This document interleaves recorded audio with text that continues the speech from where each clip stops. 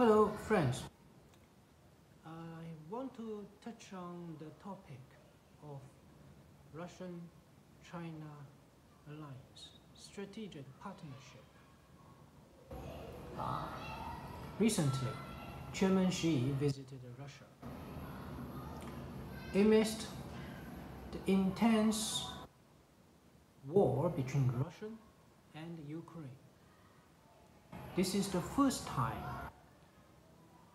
the leader of the Republic of China visited Confederation, Russian Confederation. I do not want to speculate the tangible outcome of this diplomatic maneuver. However, I want to emphasize this is a game-changing moment in the contemporary history. It signifies the direction of the possible tight relationship between China and Russia. The main reason behind this state visit is not because of Russia. Rather, the major propelling factor for such a diplomatic summit between China and Russia is because the pressure from the United States and its Western ally. NATO is expanding towards East Asia. This has been observed and alerted China, because if we cite the recent example of Russian-Ukraine war, we would observe that if you want to play soft with the West, then you will be doomed. Russia is a perfect example. Since the collapse of Soviet Union, Russia has been trying to assimilate itself with so-called Western civilization. It even suggested to join NATO. I do not see any threat that is from Russian side, since after the collapse of Soviet Union and until the Crimea crisis, until the annex of Crimea, Russia didn't play a very aggressive role in against the Western countries. However, what did he receive in return? Rounds and rounds of NATO expansion, until it comes to the doorstep of the Russian Confederation. If NATO absorbs Ukraine, it will be an existential threat to Russia. This has been explained by some scholar like John Mearsheimer. This is a key interest of Russia. Ukraine is the key interest of Russia. And NATO and the United States will not stop there. Again, they break the red tapes. So, as we can see, even if you want to play soft with the with the West, what you will receive in return is humiliation and exploitation. So why should China follow the path of Russia? China is being assessed as the #1 threat to the United States. It is impossible for United States to allow a peaceful rise up of China. It is impossible for United States to allow China become a regional hegemon in East Asia. This is clearly expressed by elites in the United States. In fact, this is bipartisan. Both Republic and Democrats view China as the #1 threat, and they aim to snub China's rise. They want so-called put China into the place where they think China belongs to. What? A second-rate power. China will never be allowed to challenge United States or its Western allies in global stage or in regional arena. They won't allow this. It is perfectly natural for the United States as well as its Western friends to act in this way, because all they care is about the monopoly over this lonely planet.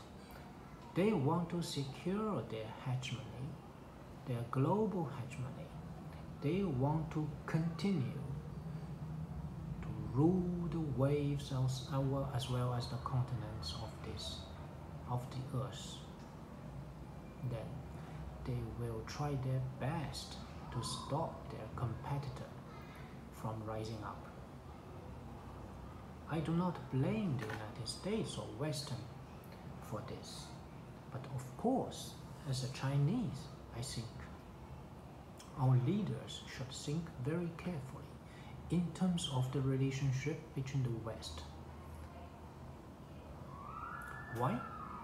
Still, there were a lot of pro-America, pro-Europe elites in China. They dream that one day the things will go back to the good old days, where China and the United States and Europe will have the good relationship once we had before, but it is impossible. Both sides has crossed the river of Rubicon. We have passed the point of non-return. There is no national or personal emotion behind it. It is simply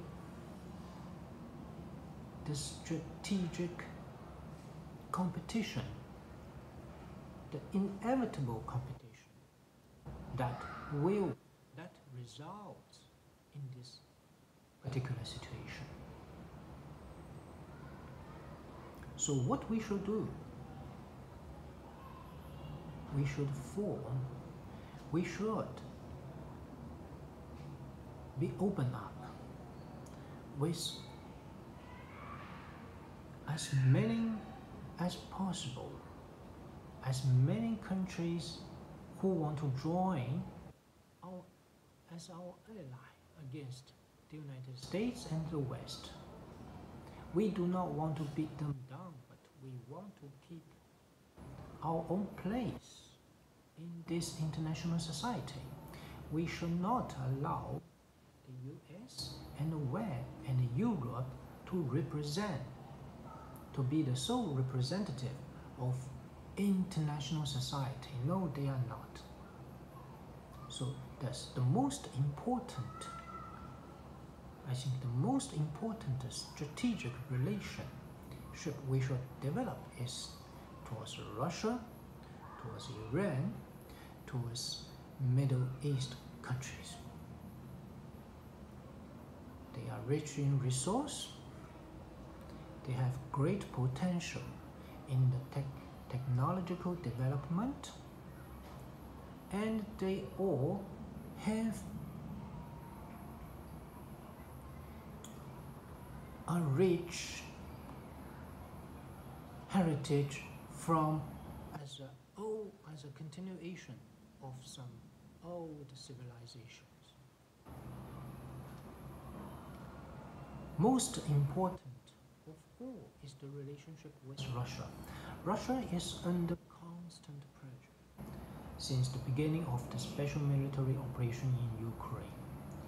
It is effectively fighting a proxy war with NATO and the United States. Thus, what we should do, as much as possible, China should offer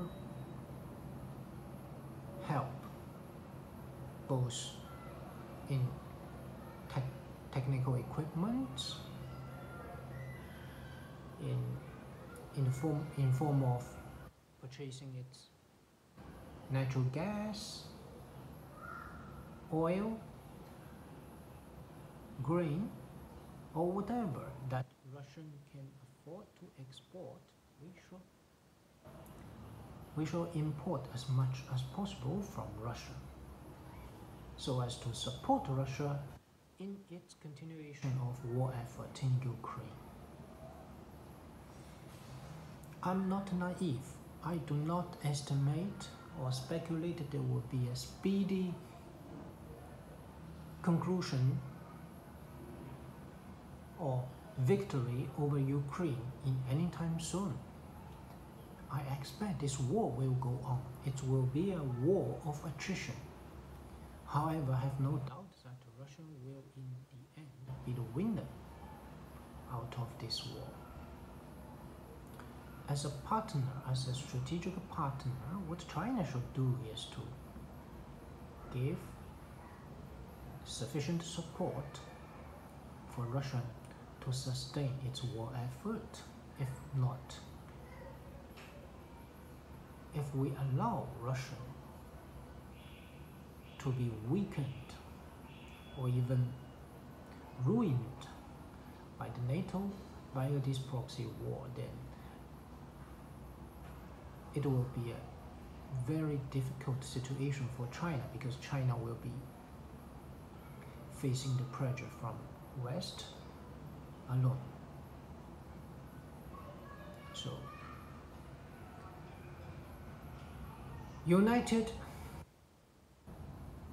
third world countries, united Russian, Iran, Iraq, Arabian, or the Middle East country, or the third world country. Let us unite against aggression from the West.